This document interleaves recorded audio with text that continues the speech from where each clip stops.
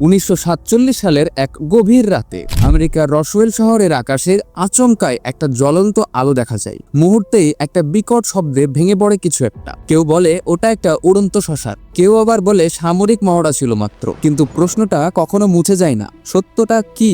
আর আজ 2025 সালে দাঁড়িয়ে আমি আপনাকে এমন কিছু দেখাতে চলেছি যা দেখার পর আপনি রাতে ঘুমাতে পারবেন তো। বন্ধুরা, আমি জানি আপনি ইউটিউবে প্রতিদিন শত শত ভিডিও দেখেন, কিন্তু আমি আজ যে গল্পটা বলবো সেটা শুধু একটা গল্প না, এটা এমন একটা প্ল্যান যেটা তৈরি হয়েছে দশকের পর দশক ধরে মানুষের চোখের আড়ালে। আপনি আজ যা জানবেন সেটা আপনি কোথাও পাবেন না। আর হ্যাঁ, আমি চাই না আপনি এক সেকেন্ডও স্কিপ করুন, কারণ আমি আপনাকে প্রমাণ দেব এলিয়েন শুধু সিনেমার চরিত্র না, তারা আমাদের চারপাশেই আছে। এবং হ্যাঁ, আমেরিকা লুকিয়ে রেখেছে এমন কিছু যা গোটা মানবজাতির ভবিষ্যৎ বদলে দিতে পারে। 1947 সালের জুলাই মাসে আমেরিকার নিউ মেক্সিকো অঙ্গরাজ্যের রসওয়েল নামক এক নিরিবিলি শহরে ঘটে এমন এক ঘটনা যা আজও মানুষের মনে হাজারো প্রশ্নের জন্ম দিয়ে রেখেছে। এক সকালে এক স্থানীয় কৃষক তার খামারে খুঁজে পান ছড়িয়ে ছিটিয়ে থাকা কিছু অদ্ভুত ধাতু বস্তু, অস্বাভাবিক আকৃতির, হালকা কিন্তু অবিশ্বাস্যভাবে শক্ত। এই টুকরোগুলো যেন কোনো সাধারণ বিমান বা বেলুনের অংশ নয়। কিছুতেই মিলছিল না কোনো পরিচিত যন্ত্রাংশের সঙ্গে। খবর দ্রুত ছড়িয়ে পড়ে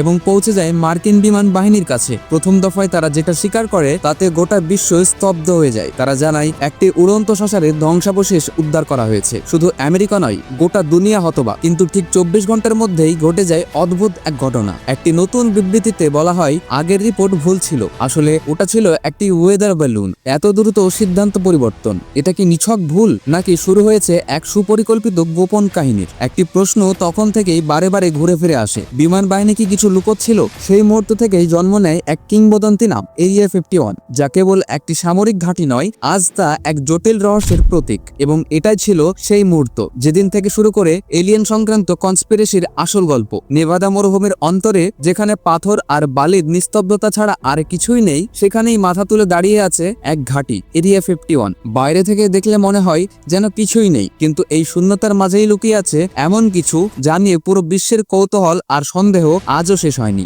বছরের পর বছর ধরে আমেরিকার সরকার এই ঘাঁটির অস্তিত্বই অস্বীকার করে গেছে। আর এখানেই তৈরি হয় প্রশ্ন, কেন একটা সামরিক ঘাঁটির কথা লুকোতে এতটা আগ্রহ কেন? এরিয়া 51-এ সাধারণ মানুষ তো দূরের কথা, সরকারি কর্মীরাও অনুমতি ছাড়া ঢুকতে পারে না। বেসরকারি বিমান ওখানে উঠতে পারে না, আকাশপথ বন্ধ। চারপাশে আছে নজরদারি টাওয়ার, সেনাবাহিনীর ভারী অস্ত্রধারী গার্ড, অদৃশ্য ক্যামেরা। কেউ যদি প্রবেশের চেষ্টা করে এক মুহূর্তেই আটক। এমনকি গুগল আর্থে বহু বছর ধরে এই জায়গার ছবি ব্লার করে রাখা হয়েছিল। প্রশ্ন এখানেই, এত গোপনীয়তা কেন? আপনি হয়তো ভাবছেন এ তো কেবল সামরিক গবেষণার জায়গা, কিন্তু সত্যটা আরো গভীরে। এরিয়া 51 হলো সেই জায়গা যেখান থেকে উঠে আসে ইউএফওর ফাঁস হওয়া ভিডিও, এলিয়েন দেহ লুকানোর গল্প, আর এমন প্রযুক্তি যার অস্তিত্বই আমরা স্বপ্নেও ভাবিনি। একটা কথা পরিষ্কার, এখানে যা চলছে তা পৃথিবীর নিয়মে চলে না। আর আপনি যা ভাবছেন সত্যটা তার থেকেও ভয়ঙ্কর। এটা শুধু ঘাঁটি নয়, এটা এক নিষিদ্ধ রাজ্য যেখানে বাস্তব আর ভয়ের মধ্যে সীমারেখা মুছে গেছে। এবার চলুন আপনি আর আমি একসঙ্গে মুখোমুখি হই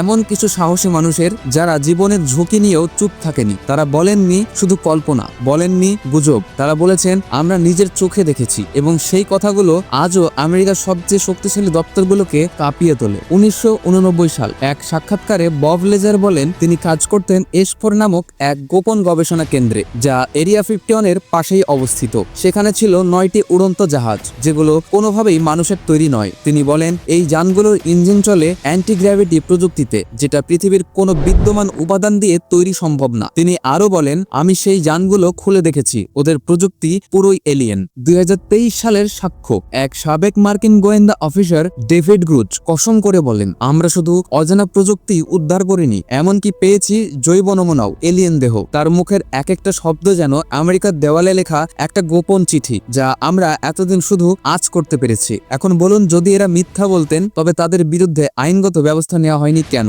এত বড় বড় সরকারি অফিসার কেন হঠাৎ এত সাহস করে মুখ খুললেন? তারা কি দেখেছিলেন যা আমাদের দেখানো হয়নি? আর তারা যদি সত্যি বলেন তাহলে এতদিন ধরে আমাদের থেকে কি লুকানো হয়েছে?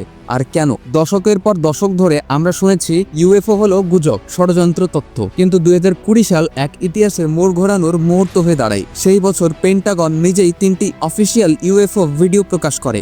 ভিডিওগুলো ছিল নৌবাহিনীর পাইলটদের ক্যামেরায় ধারণকৃত। তাতে দেখা যায় এক অজানা বস্তু আকাশে ঘুরে বেড়াচ্ছে অসাধারণ গতিতে, যা কোনো মানব নির্মিত প্রযুক্তি বা প্রাকৃতিক নীতিমালায় মেলে না। যে বস্তু হঠাৎ করে বাঁক নিচ্ছে, এমনভাবে মুভ করছে যা নন ফিজিক্সের পুরো বিপরীত। একজন অভিজ্ঞ পাইলট অবাক হয়ে বলেন, I don't know what it is, but it's not from this world. এই ভিডিওগুলোর মাধ্যমে পেন্টাগন বলল না যে ওগুলো এলিয়েন, এটাও বলল না যে ওগুলো সাধারণ কিছু। তারা বলল আনআইডেন্টিফাইড এরিয়াল ফেনোমেনা, যার ব্যাখ্যা আমাদের কাছে নেই। এখন প্রশ্ন হচ্ছে, এত বছর ধরে যা আমরা কনস্পিরেসি থিওরি বলে উড়িয়ে দিয়েছিলাম, আজ তা নিজেই সরকার স্বীকার করে নিয়েছে। এটা কি কাকতালীয়, না এটা সেই মুহূর্ত যখন ধোঁয়া সরতে শুরু করেছে এবং যা দেখা যাচ্ছে সেটা আমাদের চেনা পৃথিবীর গণ্ডির বাইরে? আমরা কি একা, নাকি আরো নজর আমাদের উপর বহু আগেই পড়েছে? আর পেন্টাগন এতদিন যা জানতো সেটা এখন আস্তে আস্তে ফাঁস হচ্ছে। এই প্রশ্নগুলোর উত্তর জানার জন্য আপনাকে আরো গভীরে যেতে হবে। এখনো অনেক কিছু বাকি। এতক্ষণে একটা প্রশ্ন নিশ্চয়ই আপনার মাথায় ঘুরছে। ঠিক আছে, ধরা যাক এলিয়েন আছে, কিন্তু তারা চাইটা কি? এটাই সবচেয়ে ভয়ানক প্রশ্ন, কারণ উত্তরটা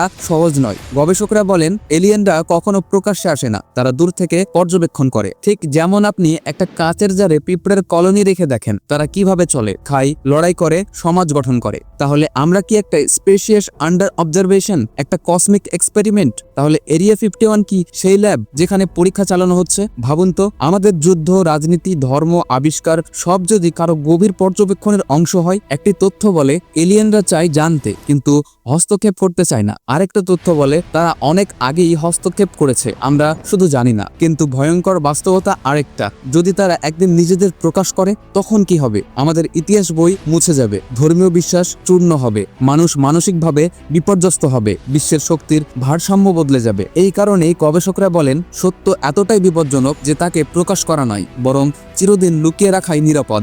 এবং এই সত্যটা হয়তো ঠিক এরিয়া 51 স্টিলের দরজার আড়ালেই আটকে আছে, কিন্তু উত্তরগুলো সেগুলো এখনো আমাদের নাগালের বাইরে। চিন্তা করুন, যদি আজ সকালে ঘুম থেকে উঠে আপনি দেখেন ব্রেকিং নিউজ, আমরা একা নই, এলিয়েন আছে, কি হতো তখন? বাজারে দৌড়ে যেতেন মানুষ খাবার মজুদ করতে, গির্জা মসজিদে শুরু হতো ভয় আর প্রার্থনার ঢল, রাস্তার মোড়ে মোড়ে ছড়িয়ে পড়তো আতঙ্ক আর বিশৃঙ্খলা। তাই সরকার কখনো সরাসরি বলবে না হ্যাঁ এলিয়েন আছে, কিন্তু কেন?